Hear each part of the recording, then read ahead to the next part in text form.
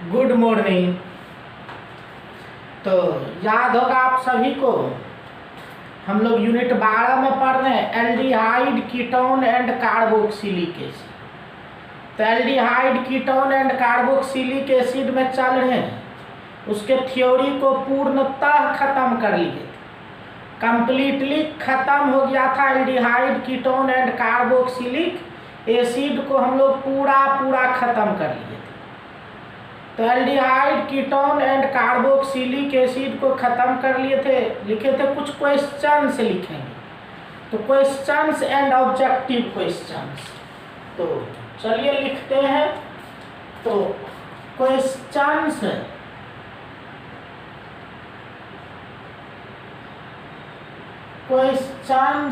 And objective question.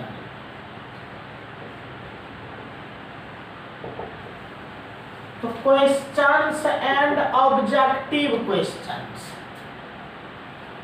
Related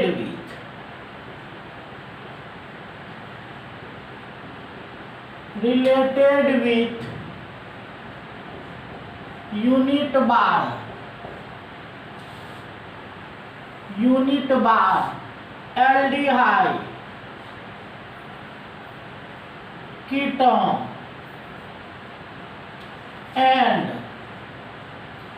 carboxylic acid.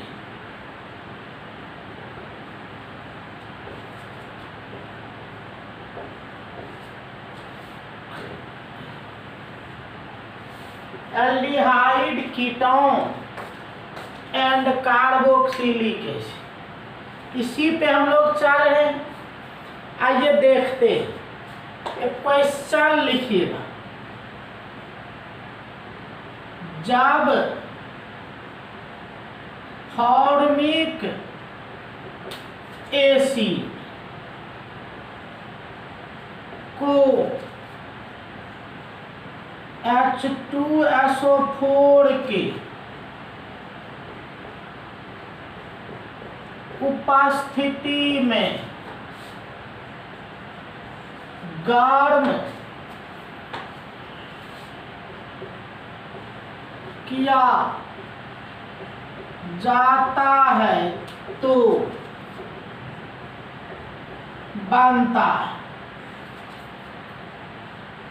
When formic acid is heated in the presence of H2SO4, then formed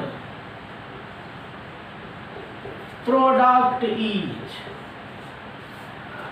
तो आप याद कीजिए, इसी तरह का एक रिएक्शन हम लोग पढ़े थे, इसी तरह का रिएक्शन पढ़े थे। ऐसे आंसर आपका होगा CO प्लस H2, ये आंसर होगा CO प्लस H2O। तो ये हम लोग कहेंगे CO प्लस H2। लेकिन याद कीजिए, हम एक रिएक्शन आपको बताए थे कि अगर फॉर्मिक एसिड, देखो इस फॉर्मिक एसिड को H2SO4 की उपस्थिति में हीट कर देते हैं, तो ये देखो CO, तो निकला क्या CO प्लस ये देखो HOH, तो HOH मिलके बन गया H2, इसलिए CO प्लस H2।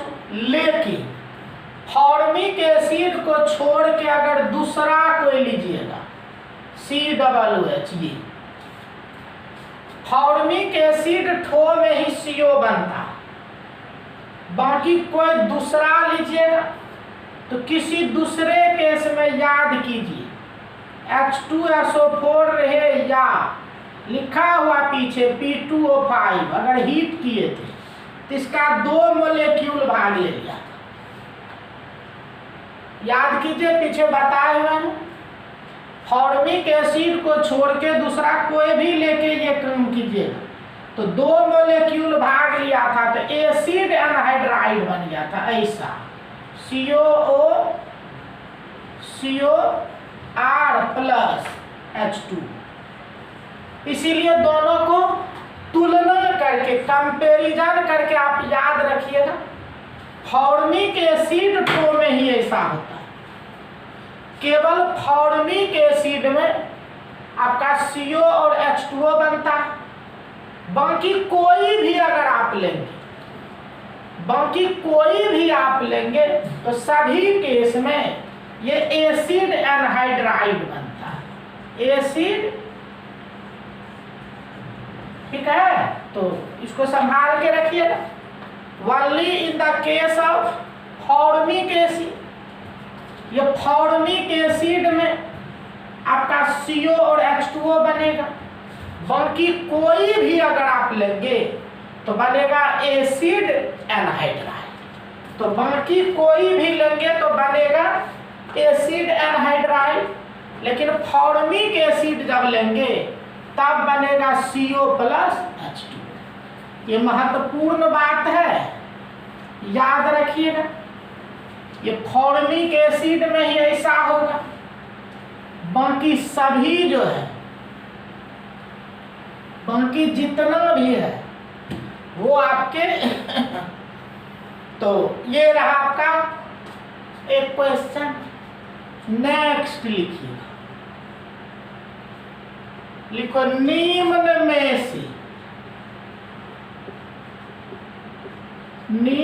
में से कौन tolerance reagent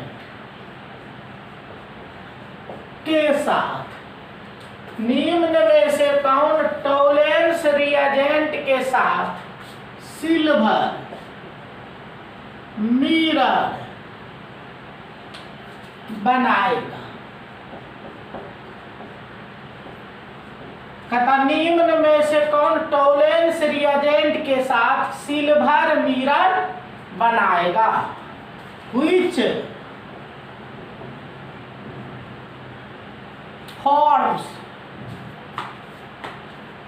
forms silver mirror with tolerance reagent। कौन टॉलरेंस रिएजेंट के साथ सिल्वर मिरर बनाएगा।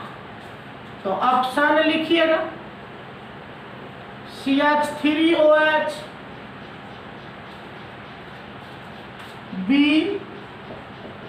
Fe2H5OH,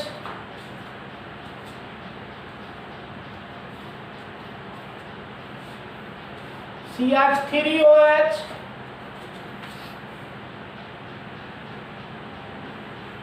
CH3, COCH3,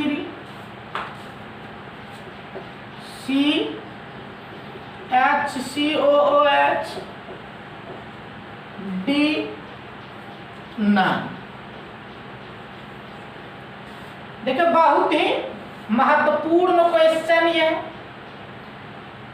पूरा VIP क्वेश्चन है, पूरा महत्वपूर्ण। अच्छे लोग परेशान हो जाते हैं इस क्वेश्चन से। देखो क्या है, टॉलरेंस रिएजेंट, याद कीजिए टॉलरेंस रिएजेंट हम लोग पढ़े थे, ammoniacal solution of silver nitrate. Silver nitrate के अमोनिकल सॉल्यूशन को टॉलरेंस रिएजेंट कहते हैं। और याद कीजिए टॉलरेंस रिएजेंट से केवल एल्डिहाइड का रिएक्शन हुआ था, कीटोन का रिएक्शन नहीं हुआ था। माइल्ड हुए हैं, माइल्ड में 2 को बताए थे, एक टॉलरेंस रिएजेंट, दूसरा फेहलिंग सॉल्यूशन। तो टॉलरेंस रिएजेंट में सिल्वर मिरर बनता था, याद आ रहा है। और सिल्वर मिरर जब बनता था तो उसमें कहते एल्डिहाइड होना चाहिए, तो देखो ये तो मिथाइल अल्कोहल है, इसमें नहीं होगा मिथाइल अल्कोहल। ये देखो कीटोन है, तो कीटोन है तो इसमें कीटोन में नहीं होगा।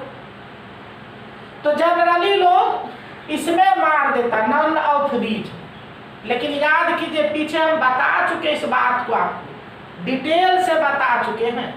ये जो फॉर्मिक एसिड है, ये जो फॉर्मिक एसिड है, याद कीजिए आपको हम बताए थे कि ये जो फॉर्मिक एसिड है इसमें दो ग्रुप है, एल्डिहाइड ग्रुप भी है और एसिड ग्रुप भी है। याद करो पीछे हम दिखाए थे, यह एसिड ग्रुप, यह आपका एसिड ग्रुप। और इधर से जब देखिएगा तो इधर देखो इसमें CHO, यह एल्डिहाइड। तो चूंकि फॉर्मिक एसिड एक विशेष एसिड है जिसमें एल्डिहाइड ग्रुप भी रहता है, और चूंकि फॉर्मिक एसिड में एल्डिहाइड ग्रुप भी रहता है, इसीलिए वो टोलेंस रिएजेंट से प्रतिक्रिया कर जाता है। इसीलिए देखो आंसर आपका सी होगा। तो टोलेंस रिएजेंट से प्रतिक्रिया इसीलिए कर जाएगा फॉर्मिक एसिड, चूंकि इसमें एल्डिहाइड ग्रुप रहता है। तो due to presence of aldehyde group, Tollens reagent reacts with formic acid and forms silver mirror, और सिल्वर मिरर बना देता है। अब यदि पूछ दे टोलेंस रिएजेंट क्या होता, टोलेंस रिएजेंट क्या है, टोलेंस रिएजेंट, टोलेंस रिएजेंट क्या है, what is Tollens reagent?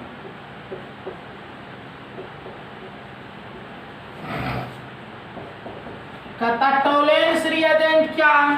Answer तो आप जानते हैं, ammoniacal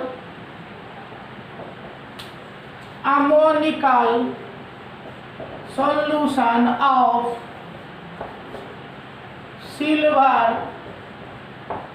nitrate, ammonical solution of silver nitrate is called Tollens reagent.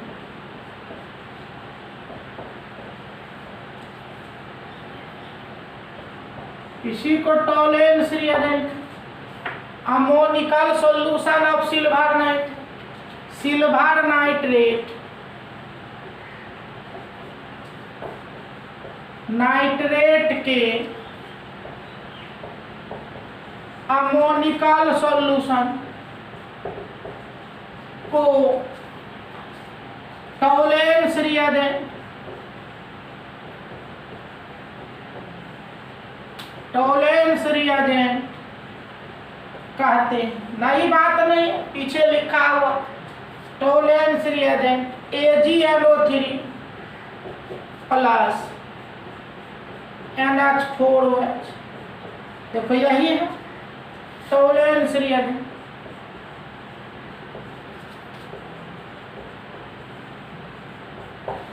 तो इसी को कहते हैं टोलेंस रिएजेंट। अगर कहे टोलेंस रिएजेंट क्या है तो कहते हैं सिल्वर नाइट्रेट के अमोनिकल सॉल्यूशन को हम लोग कहते हैं टोलेंस रिएजेंट। तो यही होता है Tollens reagent, ammoniacal solution of silver nitrate. तो ये हो गया आपका टोलेंस रिएजेंट होता है, ammoniacal solution of silver nitrate. Next लिखिएगा,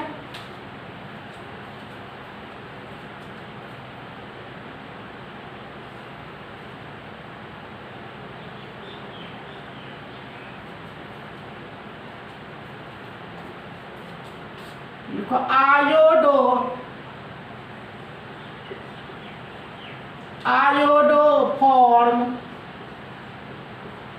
टेस्ट, आयोडोफॉर्म टेस्ट में बनता है, आयोडोफॉर्म टेस्ट में बनता है लिखो CH3OH, CH3NH2,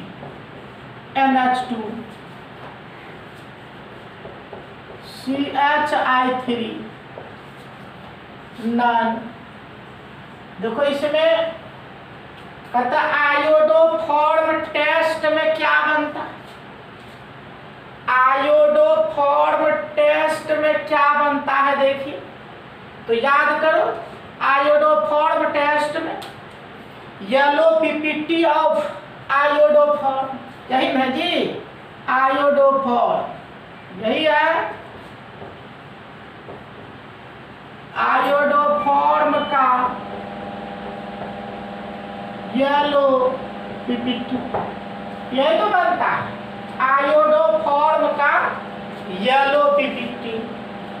नेक्स्ट लिखो निम्न में से किस में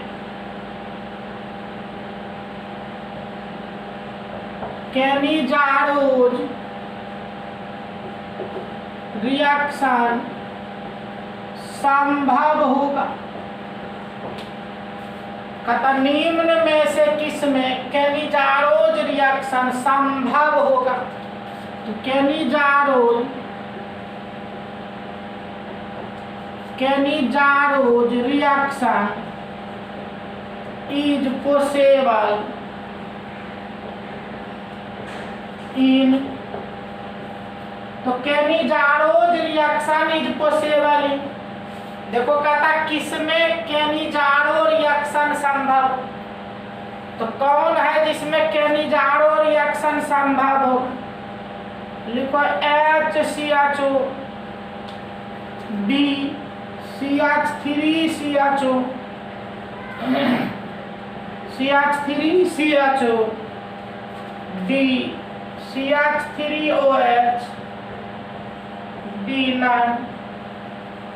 देखो कहता है इसमें से कौन है जिसमें कैनिजारो रिएक्शन संभव हो, याद कीजिए क्या बताए थे, कैनिजारो रिएक्शन किसमें होता है, तो एल्डिहाइड और कीटोन में होता है, लेकिन वैसा एल्डिहाइड और कीटोन में होता है जिसमें अल्फा हाइड्रोजन नहीं होता।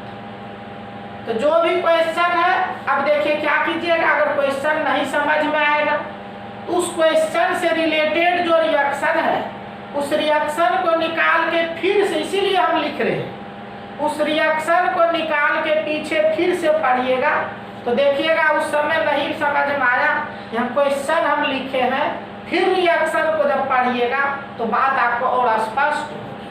तो इस तरह से देखिए कहते हैं उसमें होता है जिसमें अल्फा हाइड्रोजन नहीं होता है, तो वास्तव में अनुसार आपका ए होगा, इसमें कैनिजारो रिएक्शन संभव नहीं होगा, इसीलिए कि इसमें अल्फा हाइड्रोजन नहीं है। ठीक है, इस तरह से बनाना है।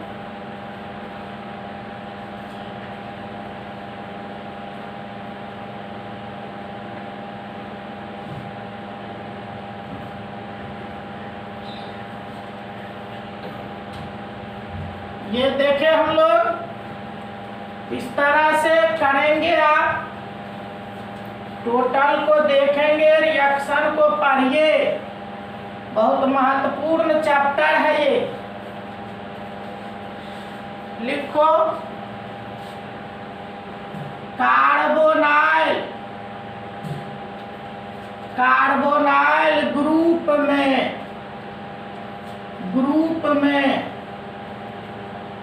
कार्बन एटम का, कार्बोनाइल ग्रुप में कार्बन एटम का hybridisation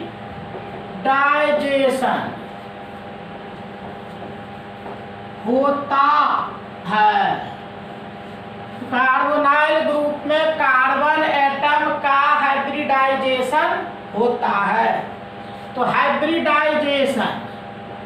hybridisation of carbon atom in carbonyl group is, तो याद कीजिए कार्बोनाइल हम कहे थे ये होता यही देखो कार्बोनाइल है ना, यही कार्बोनाइल है। और याद करो इसमें देखो 1 2 एक तो पाई हो गया तो 3 गो सिग्मा हुआ, 1 2 3 गो सिग्मा हुआ, इसीलिए आंसर क्या हो जाएगा sp2। तो कार्बोनाइल ग्रुप में कार्बन एटम का हाइब्रिडाइजेशन क्या होता है sp2 होता है। तो कार्बोनाइल ग्रुप में कार्बन एटम का हाइब्रिडाइजेशन sp2 होता है। Hybridisation of carbon atom in carbonyl group is, तो क्या हुआ sp2 हुआ। तो लिखो रिएक्शन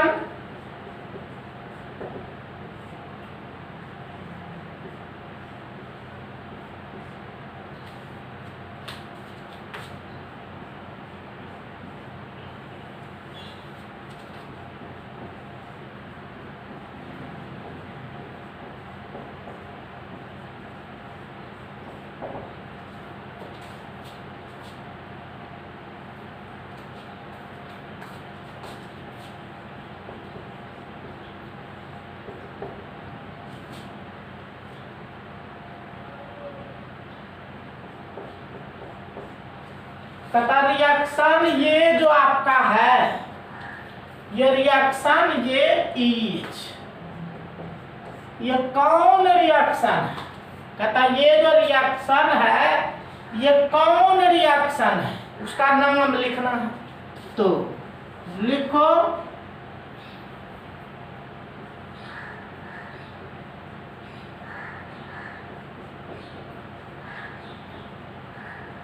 रिमार्टाइमेन रिएक्शन,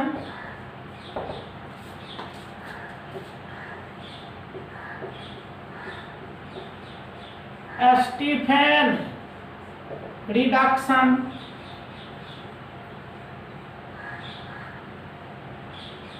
रोजेनमंड रिडक्शन,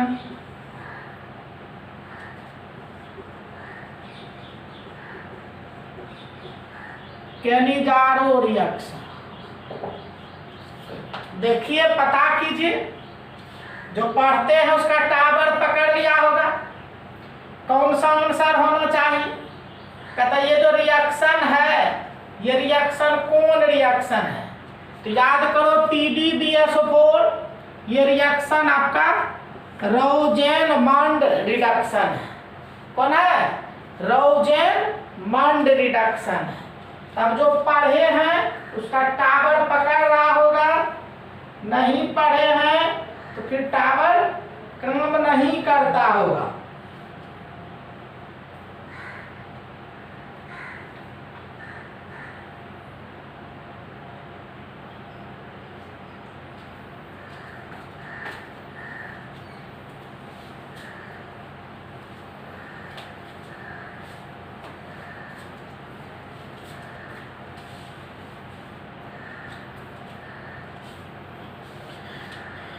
लिखो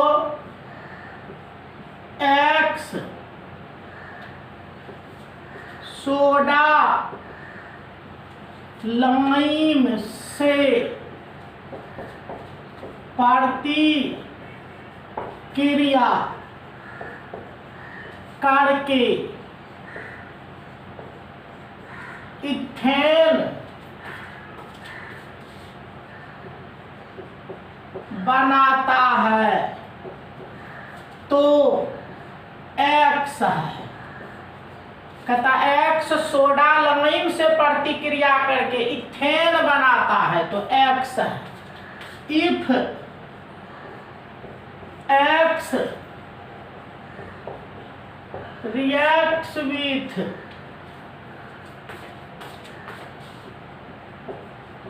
soda lime to form ethane,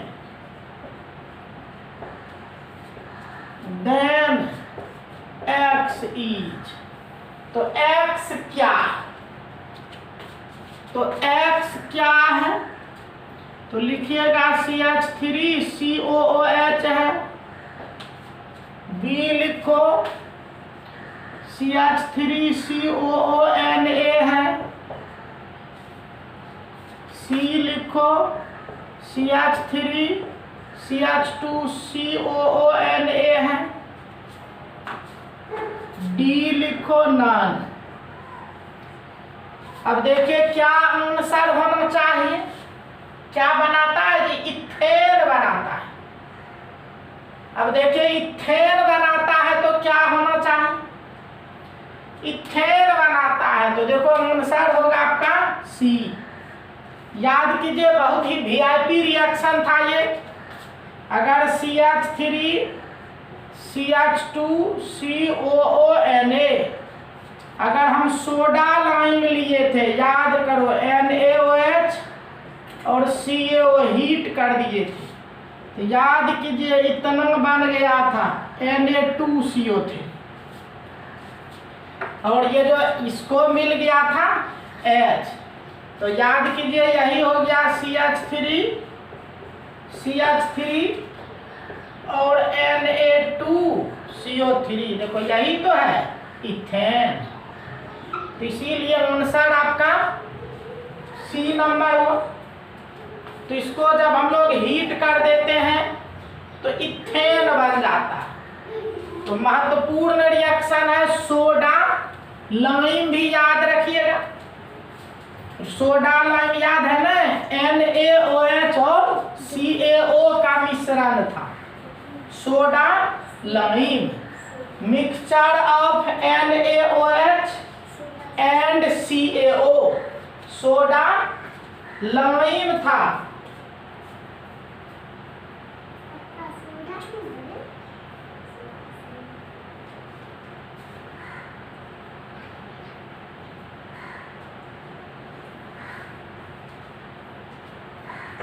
next लिखिए बेंजोइक एसिड से बेंजोइल क्लोराइड, बेंजोइक एसिड से बेंजोइल क्लोराइड बनेगा। बेंजोइक एसिड से बेंजोइल क्लोराइड बनेगा।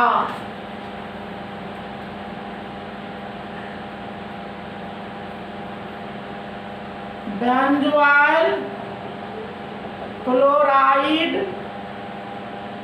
From benzoic acid is formed by लिखो Cl2 and UV rays। B लिखो SO2Cl2। C लिखो Cl2। D लिखो SOCl2। याद कीजिए पीछे बताया जा चुका है, कोई भी कार्बोक्सिलिक एसिड था, इसकी प्रतिक्रिया हम 3 से कराए थे, PCl3 या PCl5 या SOCl2। इस तीनों में से जब कोई लिए थे तो एसिड हैलाइड बन गया था, इस तरह से हो गया था COCl। तो अब देखिए अगर हम यहाँ बेंजोइक एसिड ले लेंगे, ये ले लेते हैं, देखो हो गया बेंजोइक एसिड, और ये कर दीजिए तो देखो हो गया बेंजोइल क्लोराइड। देखो हो गया ना, देखो यही तो है बेंजोइल क्लोराइड। तो कौन अनुसार होगा, SOCl2 होगा। ये अनुसार हो गया SOCl2, तो SOCl2 से बनेगा।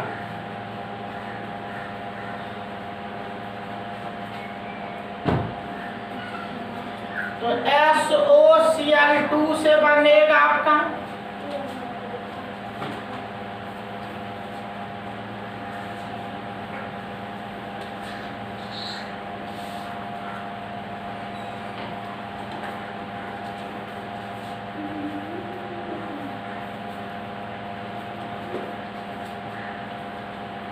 लिखे, जब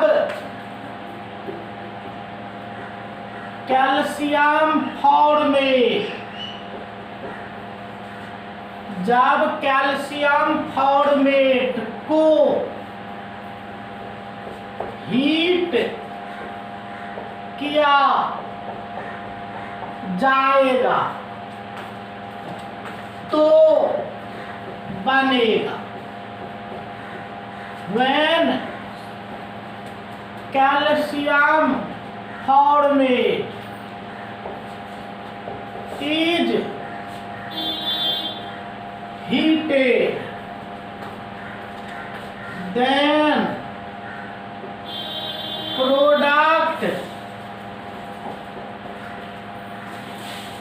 formed is, तो कहता है जब कैल्शियम फॉर्मेट को हीट किया जाएगा तो प्रोडक्ट क्या बनेगा। तो ऑप्शन लिखिएगा, HCOOH, B CH3COOH, C CH3CHO, D HCHO। ये बहुत ही वीआईपी रिएक्शन था, काफी महत्वपूर्ण की बात थी, तब ये हम लिखे थे। अब याद करो, 3 की बात हम किए थे। कैल्शियम फॉर्मेट ये था HCOO whole 2Ca, CH3COO whole 2Ca। तो कैल्शियम फॉर्मेट यही था जिसको जब हीट किए थे तो फॉर्मल्डिहाइड बना था, यही था कैल्शियम फॉर्मेट। कैल्शियम फॉर्मेट से देखो फॉर्मल्डिहाइड बना था। कैल्शियम ये था एसीटेट, कैल्शियम एसीटेट में एसीटोन बना था, ये एसीटोन बना था। और दोनों के मिश्रण को जब हीट कर दिए थे, दोनों को मिला के जब हीट कर दिए थे तब एसीटाल्डिहाइड बना था। पीछे उलट के देखिए, तो बहुत वीआईपी है, इसलिए फिर से हम लिख दिए कि कैल्शियम फॉर्मेट को हीट करेंगे फॉर्मल्डिहाइड, कैल्शियम एसीटेट को हीट करेंगे एसीटोन, और दोनों के मिश्रण को हीट करेंगे तो एसीटाल्डिहाइड बनेगा। तो हम लोग को कैल्शियम फॉर्मेट कह रहा है, तो क्या हो जाएगा, फॉर्मल्डिहाइड हो जाएगा। तो आंसर हो गया डी। तो कैल्शियम फॉर्मेट से फॉर्मल्डिहाइड हो जाएगा। तो इस तरह से देखिए, कैल्शियम फॉर्मेट से हम लोग प्राप्त किए फॉर्मल्डिहाइड, लेकिन तीनों पूछा जाता है। आप तीनों याद रखिएगा, तीनों का काम होता है। तो नेक्स्ट लिखिएगा,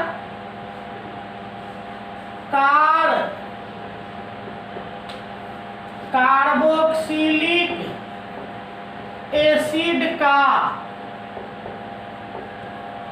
सामान्य सूत्र, कार्बोक्सिलिक एसिड का सामान्य सूत्र होता है जनरल मोलेकुलर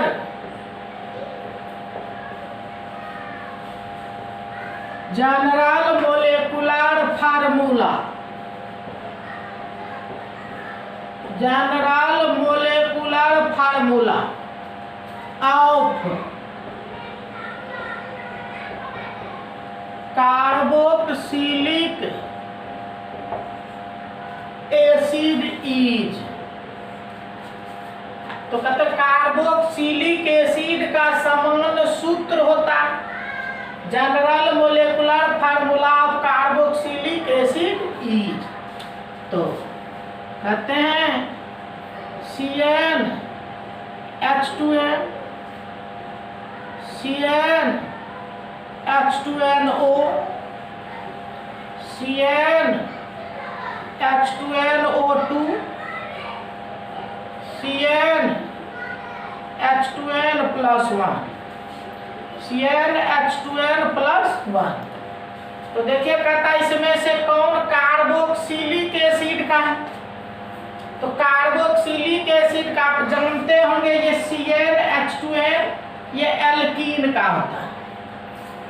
एल्केन का होता है CnH2n+2, एल्कीन होता है CnH2n, अल्काइन CnH2n और ये CnH2nO ये aldehyde and ketone, aldehyde and ketone. तो एल्डिहाइड का भी और कीटोन का भी। और यही याद कीजिए यही है कार्बोक्सिलिक एसिड। कार्बोक्सिलिक एसिड और ये याद करो CnH2n+1 CnH2n+1 यह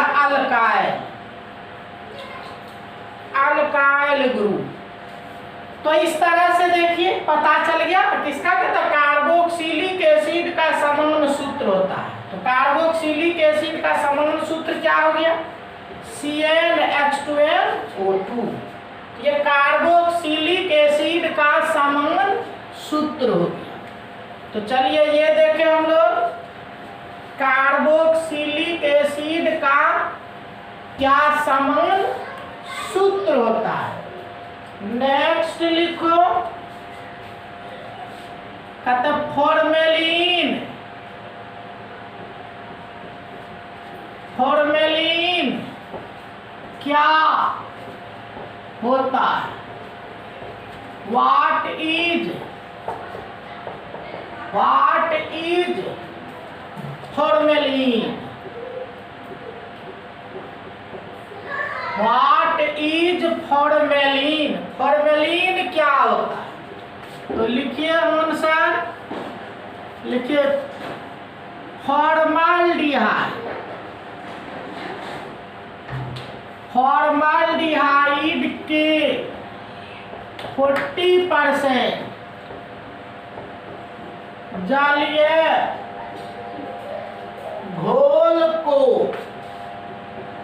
formalin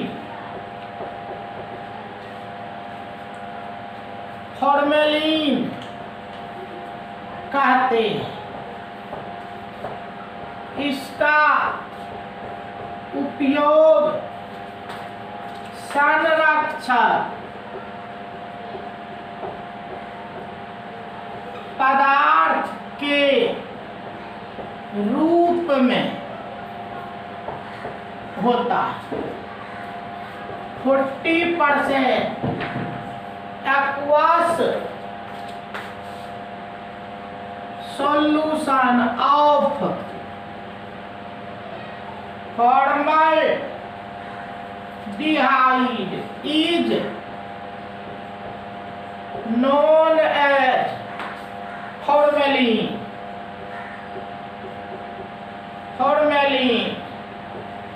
Which is used as preservative material. इसका उपयोग होता है प्रिजर्वेटिव मटेरियल के रूप में। तो पीछे भी बताया हुआ है जो फॉर्मेलिन तो महत्वपूर्ण है, इसीलिए फिर से हम लिख दिए कि फॉर्मेलिन क्या है। तो फॉर्मल्डिहाइड का जो 40 100% जलीय घोल होता है, उसी को कहते हैं फॉर्मेलिन। नेक्स्ट लिखो, कौन यूरोट्रोपिन है? कौन यूरोट्रोपिन है? तो देखो कौन यूरोट्रोपिन है, तो लिखो CH3NH2, CH2 whole 4 NH2,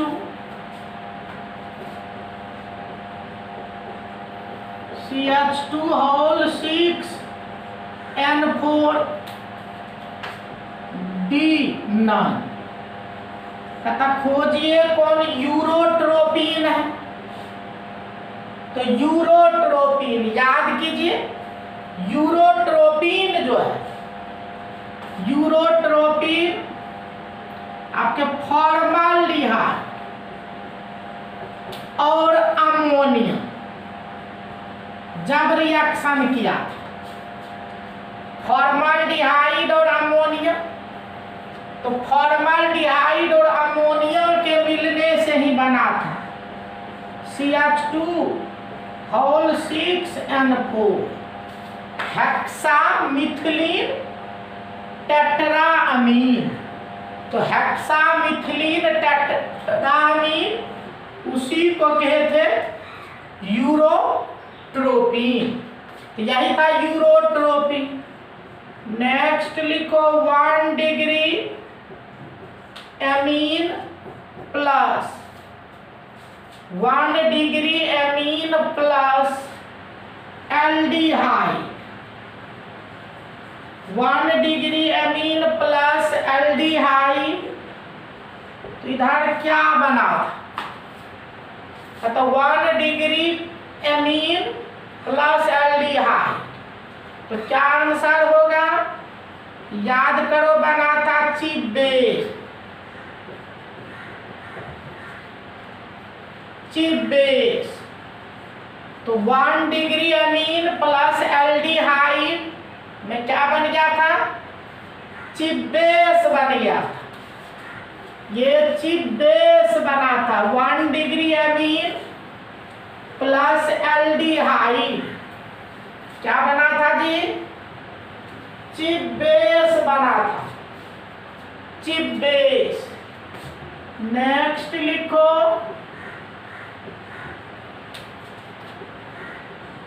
hydrogen का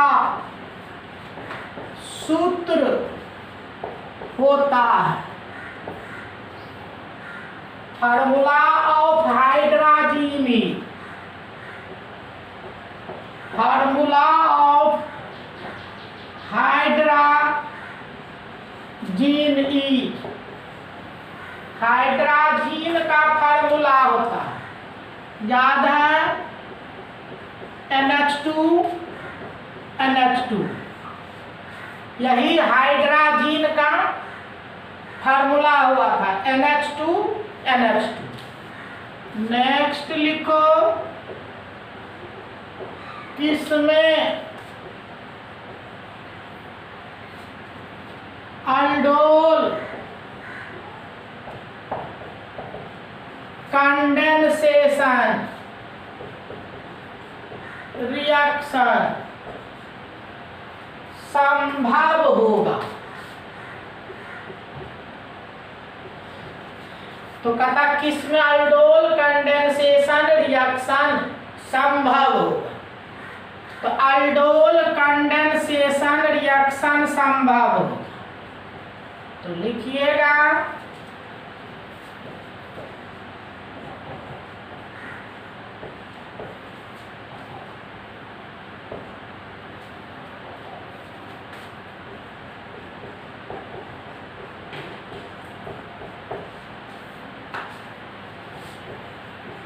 तथा किसमें अल्डोल कंडेंसेशन रिएक्शन संभव हो।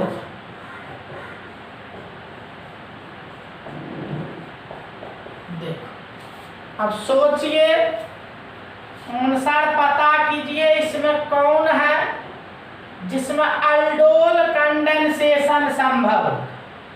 याद कीजिए अल्डोल कंडेंसेशन के लिए हम कंसेप्ट दिए थे, उसमें अल्फा हाइड्रोजन होता है, एल्डिहाइड और कीटोन में होता है। तो इसमें तो अल्फा हाइड्रोजन है ही नहीं, इसीलिए नहीं हो। इसमें भी अल्फा हाइड्रोजन नहीं है, इसीलिए नहीं हो। और ये देखो नो तो एल्डिहाइड है नो कीटोन है, इसीलिए नहीं होगा। तो अनुसार कौन होगा? डी होगा। इसमें देखिए यहाँ पे अल्फा हाइड्रोजन है, तो अल्फा हाइड्रोजन है इसीलिए इसमें अल्डोल कंडेंसेशन रिएक्शन हो जाए। तो बताए थे अल्डोल कंडेंसेशन तब होता है जब उसमें अल्फा हाइड्रोजन एटम पाया जाता है, तब अल्डोल होता है। नेक्स्ट लिखो, किसमें हेलो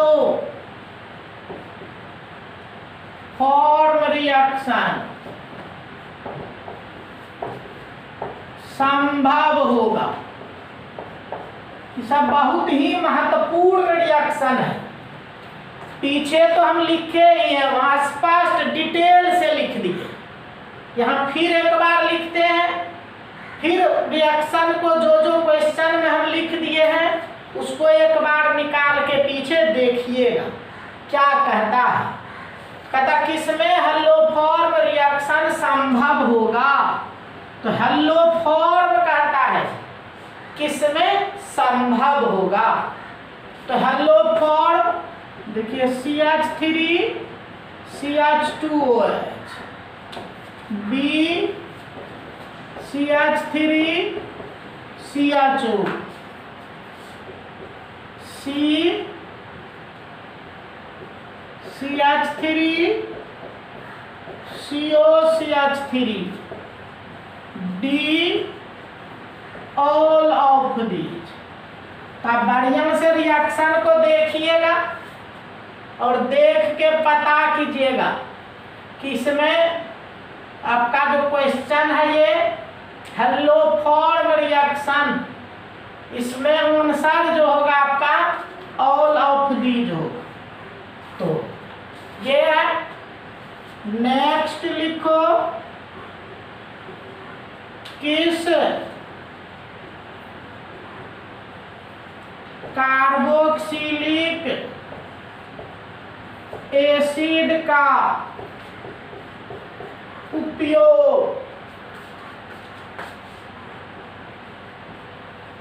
नायलॉन 6 बनाने में होता।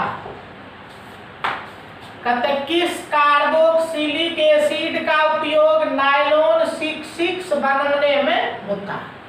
तो नायलॉन 6 बनाने में होता है एडीपिक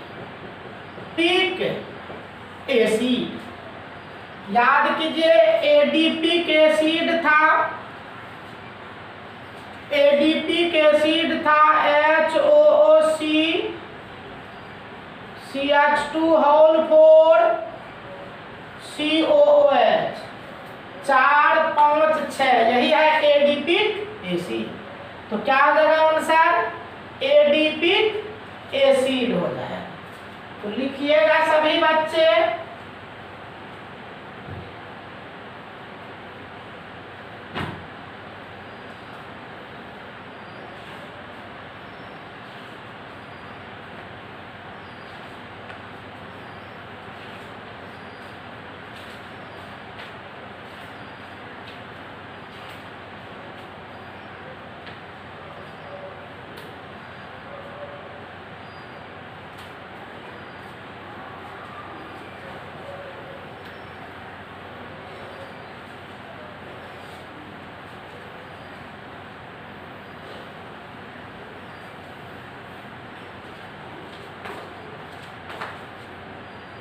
लिखिए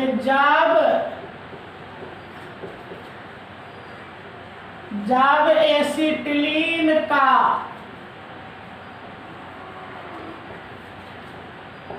हाइड्रोलाइसिस 20 6% H2SO4 और 1% HgSO4 के द्वारा 80 डिग्री C पर जब एसिटिलीन का हाइड्रोलाइसिस 20% 1% GSO4 के द्वारा 80 डिग्री C पर होगा तो बनेगा। कहता जब एसिटिलीन का हाइड्रोलाइसिस 20% H2SO4 1% HgSO4 के द्वारा 80 डिग्री C पर होगा तो बनेगा। याद आ रहा है? क्या होगा, क्या होना चाहिए? याद करो, आंसर होगा एसिटाल्डिहाइड CH3CH। देखिएगा आपके कॉपी में पीछे डिटेल से लिखा होगा, वहां देखना है सभी बच्चे को।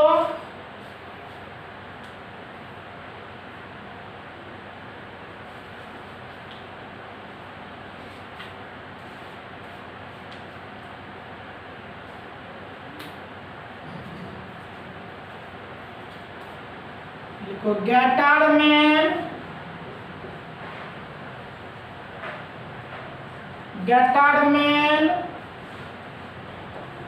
कोच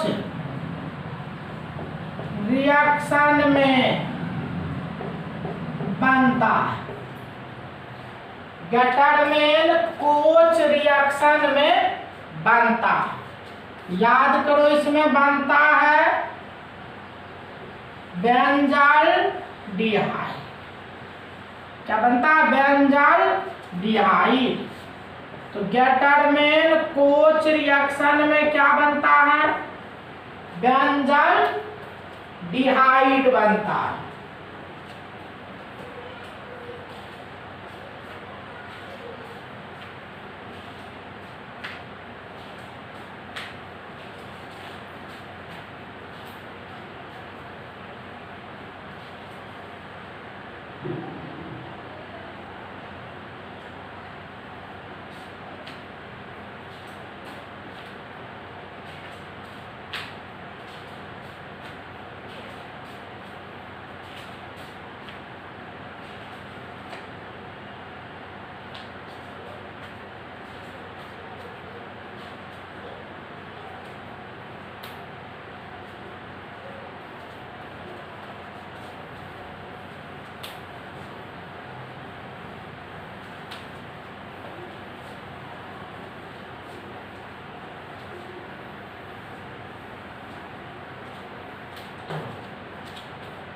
लिखिएगा क्लीमेंसन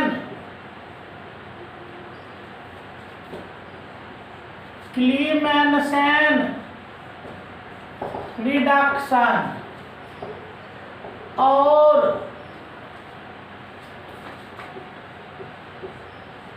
उल्फ क्लीमेंसन रिडक्शन और उल्फ किस्नर रिडक्शन का प्रोडक्ट होता है। कहता क्लीमेंसन रिडक्शन और उल्फ किस्नर रिडक्शन का प्रोडक्ट होता है। पीछे लिखा हुआ है, डिटेल से पढ़ लीजिएगा। एल्केन बनता है। क्या बनेगा?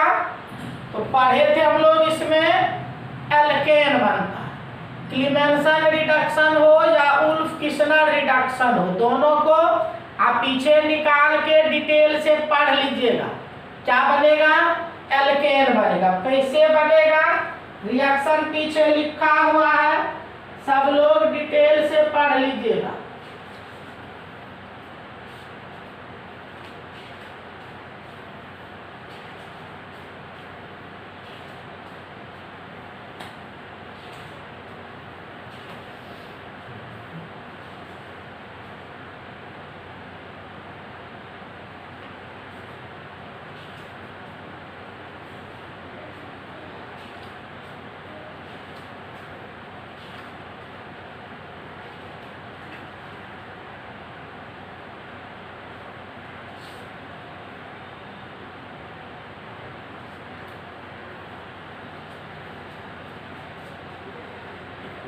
लिखो जब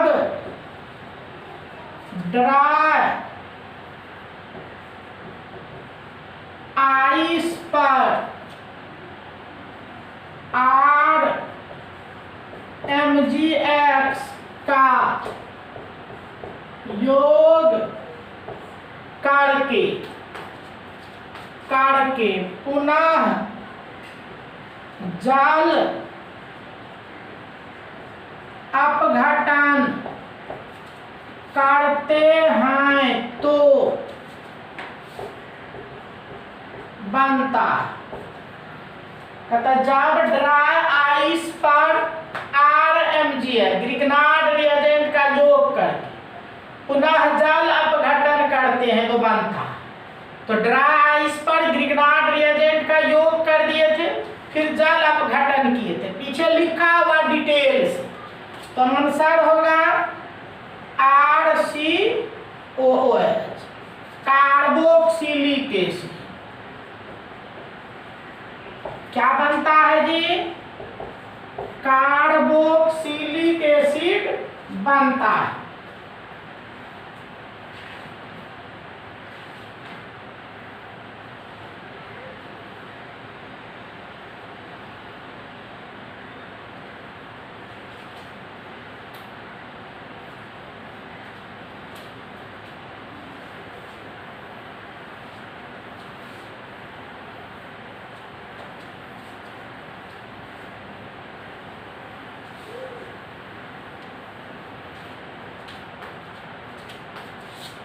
लिखो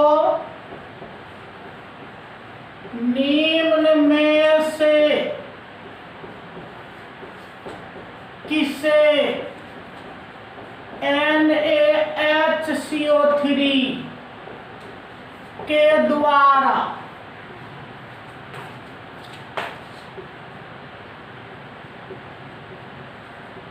पहचानना संभव होता है। कहता NaHCO3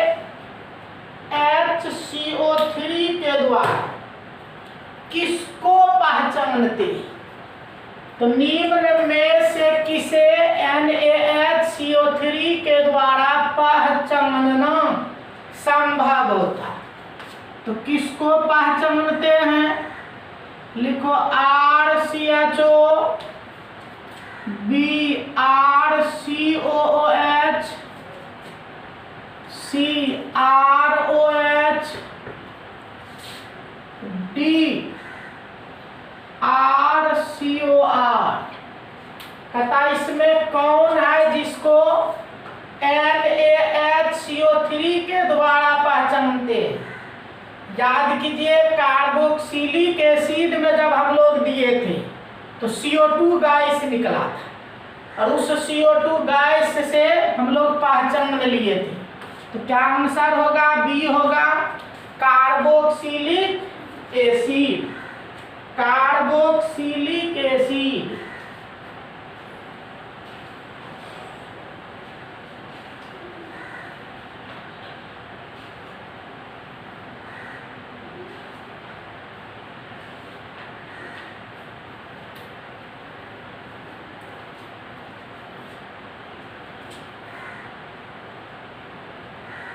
किसमें HVZ रिएक्शन संभव होगा? तो कहते किसमें HVZ रिएक्शन संभव होगा? तो HVZ रिएक्शन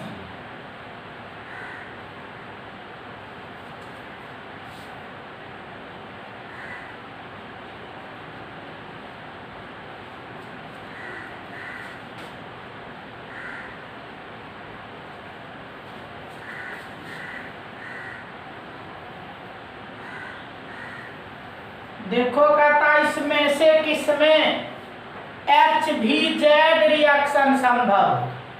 याद कीजिए पीछे पढ़ चुके हैं, ये कार्बोक्सिलिक एसिड में होता है, रेड फास्फोरस और सनलाइट के उपस्थिति में। तो अल्फा हाइड्रोजन चाहिए। कार्बोक्सिलिक एसिड होगा उसमें अल्फा हाइड्रोजन होता है। तो देखो इसी में अल्फा हाइड्रोजन है, इसलिए ये डी। तो ये कुछ महत्वपूर्ण ऑब्जेक्टिव हम लिख रहे थे यूनिट 12 से संबंधित। आज हम यहाँ पे आपसे इस चैप्टर से विदा लेते हैं। तो जितना बता दिए उतना को आपको करते रहना है, आपके परीक्षा के लिए काफ़ी है। तो बहुत कुछ बता दिए हैं, ऑब्जेक्टिव भी रिवीजन के तौर पे बहुत हम लिख दिए हैं। इतना अगर आप कर लेते हैं तो फिर कहीं कोई परेशानी नहीं है। तो ये था unit 12 aldehyde ketone and carboxylic acid.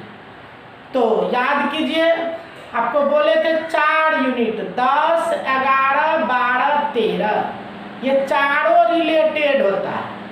तो जिसमें आप 10 को छोड़ के 11 भी पढ़ लिए, 12 भी पढ़ लिए, 13 भी पढ़ लिए, अब बचा 10। तो 10 को जब पढ़ेंगे हम लोग तो उसी में अब टोटल रिएक्शन भी यूज होगा। हम रिएक्शन बताते जाएंगे, कन्वर्सन सब अब साथ साथ करते चलेंगे। तो बहुत सारा कन्वर्सन भी अब आप समझ सकते हैं, कर सकते हैं। तो कल से हम लेके आएंगे यूनिट 10। तो यूनिट 10 जब खत्म कर लेंगे तो ये रिएक्शन वाली रिएक्शन की जो बात आपका है वो कंप्लीट हो जाएगा। क्योंकि इसी 4 रिएक्शन में 10, 11, 12, 13 इसी 4 रिएक्शन चैप्टर में रिएक्शन है। फिर उसके बाद इनऑर्गेनिक रिएक्शन है पी ब्लॉक में। तो चलिए आज हम यहाँ से आपसे विदा ले रहे हैं और मिलेंगे अगले दिन यूनिट 10 के साथ। ठीक है, तो सभी बच्चे को धन्यवाद।